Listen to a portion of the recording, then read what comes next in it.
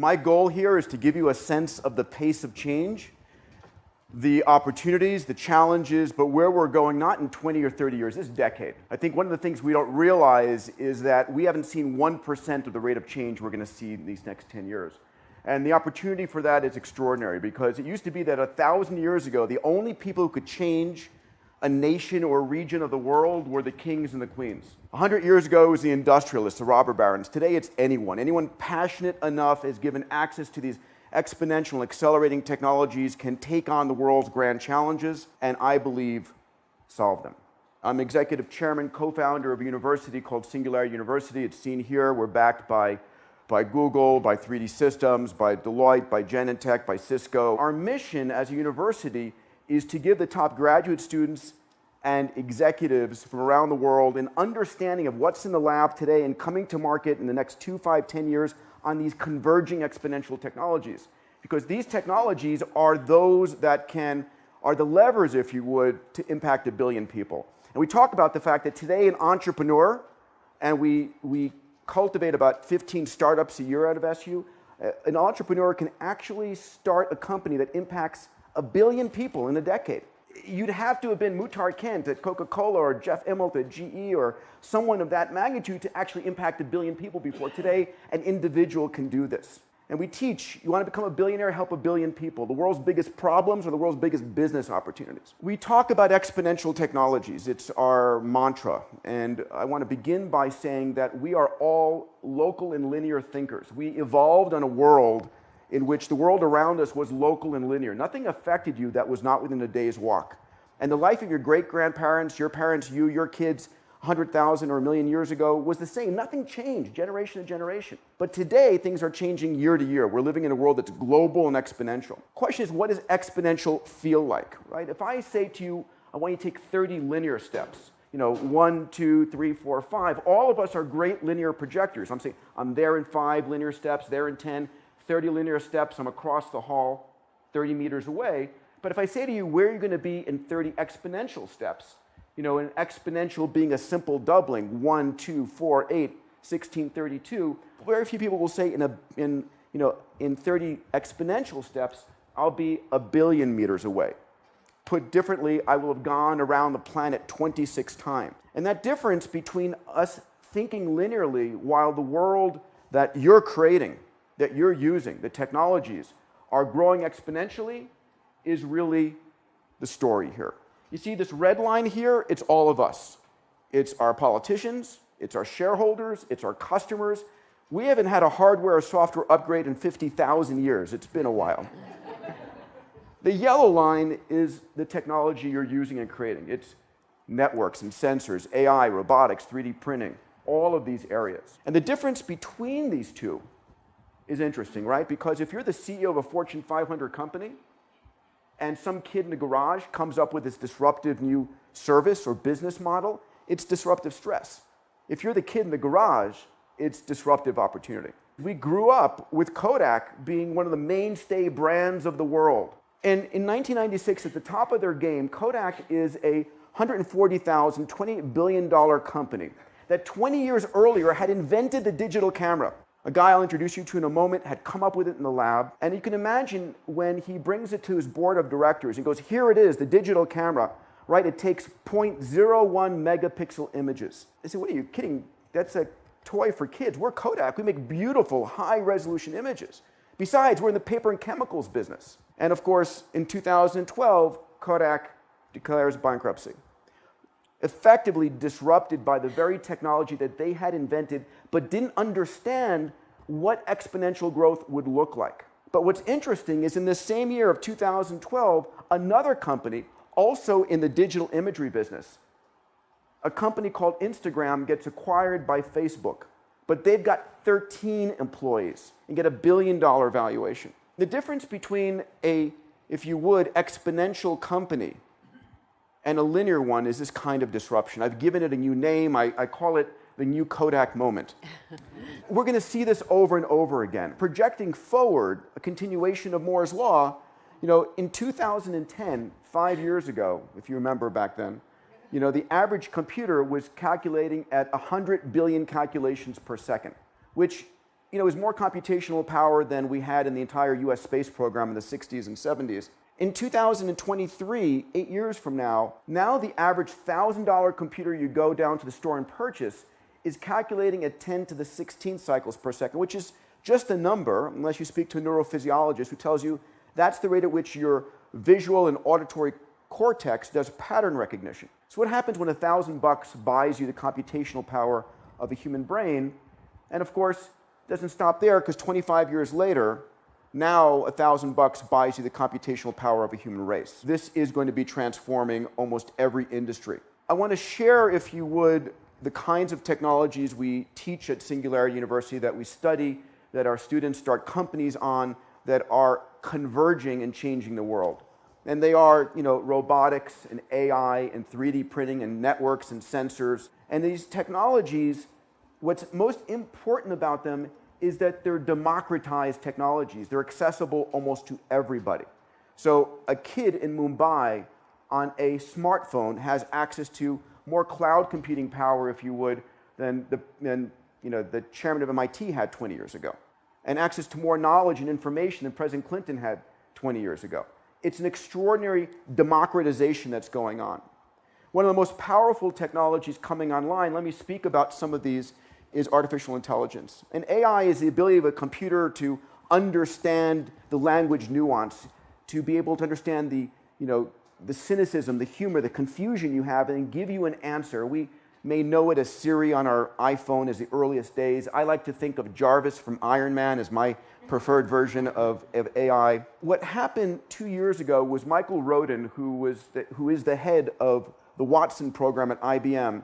IBM had just built the Watson supercomputer, and they wanted to show how powerful this was as an artificial intelligence, and so they decided to challenge the top 2 Jeopardy champions, the guy who had won the most money and the guy who had won the most number of games. And if you don't know the game of Jeopardy, it's a difficult game that you basically make a statement and have to ask the right question. It's a game of context and understanding. And I want to show you a short video clip showing you a supercomputer, Watson, demolishing his human opponents, or its human opponents. This mystery author and her archaeologist hubby dug in hopes of finding the lost Syrian city of Urkesh. Watson? Who is Agatha Christie? Correct. Watson? Who is Mary Leakey? You're right. Watson? What is Crete? Yes. So what was Watson? And first of all, this is 2 years ago, right?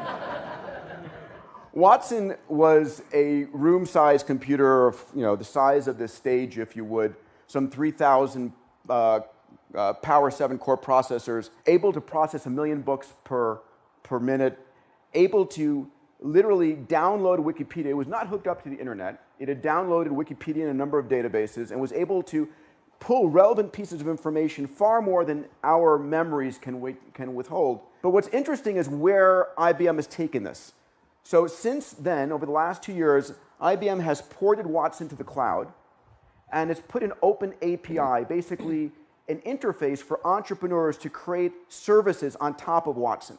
So where is Watson going first? To medical school. They've downloaded into it all the relevant journals, all the relevant information, and Watson is able today to diagnose cancer better than any physician can. Because medicine is far more than anything you can hold in your mind with all of the lab tests that we run. There's no way that a human can withhold in their minds that level of information. But here's the notion. Today, as we go towards this future, anyone with a cell phone can call Watson and ask a question. This is the democratization not of information, like Google may be, but the democratization of knowledge, of answering questions. And we're going to see a number of companies, every major IT company, heading in this direction. So what's next? Next, I'm going to talk about sensors. This is that guy at Kodak who came up with the digital camera. Here you can see it. You can imagine walking into the boardroom of Kodak and saying the future of Kodak and the reaction. And so 0.01 megapixels, $10,000, 4 pounds. Today, here's today's digital camera, right? 10 megapixels, a couple of bucks. This is 1 billion times better. The question is, it doesn't stop here, right? We haven't reached the pinnacle of cameras. Where is it going to be in 10 years when it's 1,000 times better? 20 years when it's 1,000,000 times better? 30 years when it's 1,000,000,000 times better? Will it be high-definition cameras woven into your clothing and micro-drones in the air? I want to give you a sense that sensor technology is exploding, right? My friends at Cisco talk about the Internet of Everything, that we're heading towards with 12 billion connected devices today, 50 billion by 2020, and those connected devices, each with a dozen sensors, we're heading towards a trillion sensor economy, where effectively, in the near term, you're going to be able to know anything you want, anytime you want, anywhere you want. This is the first inertial measurement unit. This is what got us to orbit, got us to the moon. Tens of millions of dollars, tens of pounds, able to measure velocity accelerations. Where is it today? It's $1 on your phone. So where is it going next? Molecular in size, woven into everything we manufacture, every cell phone. This is the first GPS. $120,000, 53 pounds. Imagine this thing on the dashboard of your car, right? So the notion is that these sensors are exploding, and we have a bias to believe this is the best it gets. This is where it is today. It's going to be 1,000 times better in 10 years. How's that going to change your businesses? What is possible? This is Google's autonomous car. And what most don't understand is the domino effects that these technologies have. So what does an autonomous car mean? It means, first of all, that you stop building roads because you can put 8 times as many cars on a road. You don't need parking garages or parking lots or driveways because you don't have a car anymore. It drops you off. You order a Ferrari on Friday night when you have a date. You order an SUV on Saturday night when your in-laws are over. You use the car that you need when you need it. I have 2 3.5-year-old boys at home. The chances are they will never have to drive. And so what happens to Detroit or whatever car industry center you want when people don't buy cars, they use them on demand? And by the way, if cars don't crash, you need automotive insurance anymore. So a lot of implications that people don't talk about. And because, driving an autonomous car is, anybody driven one of these cars here? I know you have, Matt, Red. So I'm going to show you what it feels like to drive in one of these cars. We took a team of people over to Google from X Prize on our adventure trips, and I want to show you what it looks like on a slalom course inside one of these cars.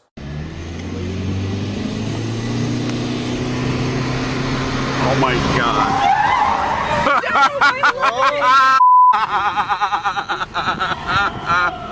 Oh dear Lord. Oh my God, this is so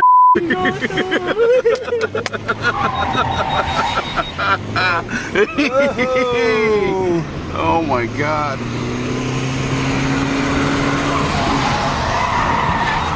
The implications are extraordinary, right? There are countries in the world which have a tremendous mortality rate from teenagers driving, from young men driving. This changes the game. Another technology that's going to be transforming our lives and disrupting a $10 trillion industry is 3D printing. Full disclosure, I'm on the board of 3D Systems.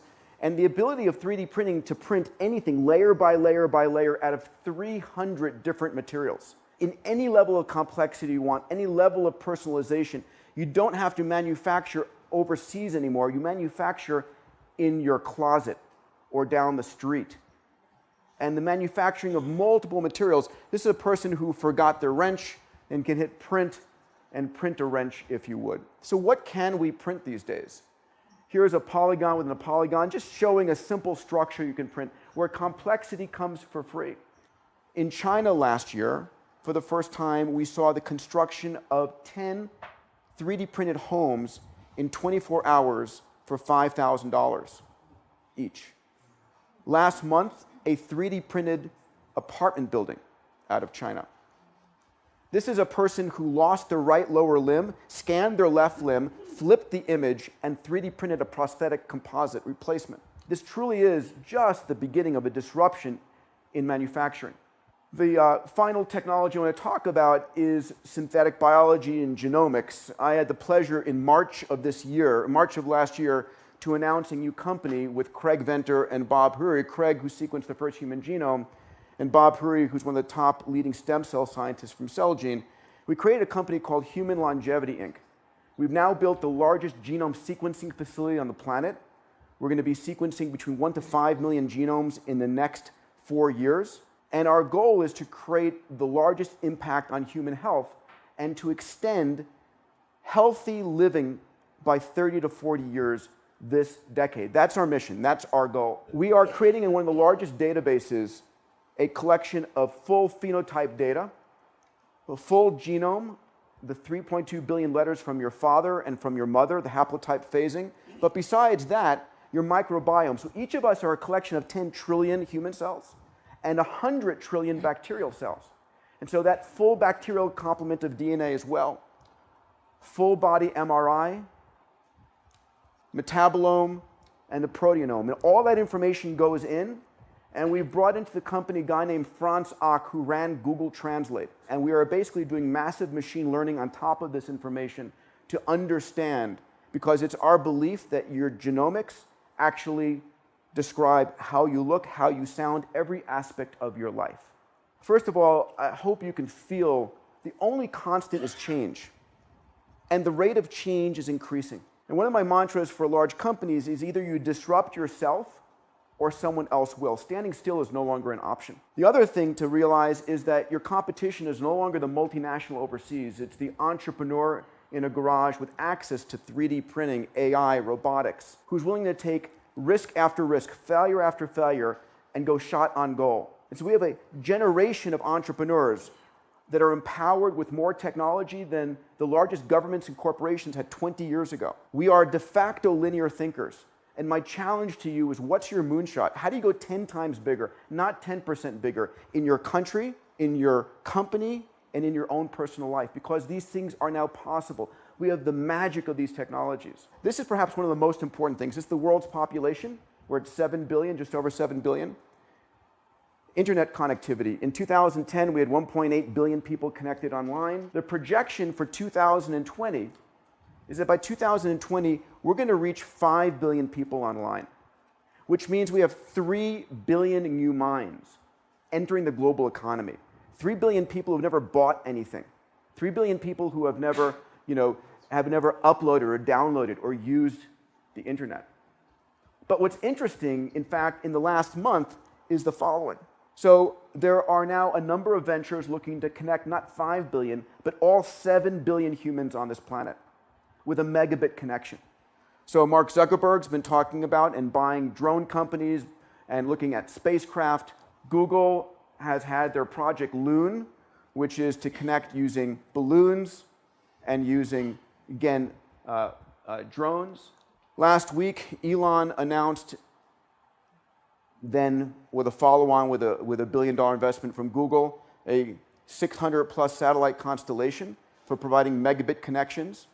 And also, my friend Paul Jacobs, in partnership with Richard Branson and Greg Weiler, have announced themselves a multi-hundred satellite constellation. We have 2 mega constellations going up to provide megabit connections. So what happens when we don't have 5 billion people, but 7 billion people connected online? These 3 to 5 billion new consumers, if they're not your customer, they're your customer's customers. And they represent tens of trillions of dollars coming online. But they also represent one of the greatest eras of innovation ever. I'll close with another fun example near and dear to my heart. In our solar system, we have access to abundant resources beyond our imagine. So this is an asteroid, and in the last 12 years, there have been discovered a set of asteroids that come very close to the Earth that are abundant in fuels, abundant in metals, abundant in platinum group metals. And these asteroids, this is just one example. This is UW-158. And when you look at its value in terms of fuels for use in space and platinum group metals or metals for use in space or on the ground, the value is $5 trillion. We're living in a world where I believe there is little we cannot accomplish. That we're heading towards a world where entrepreneurs can transform and solve grand challenges. And this is perhaps the most exciting time ever to be alive. An honor, a pleasure. Thank you very much.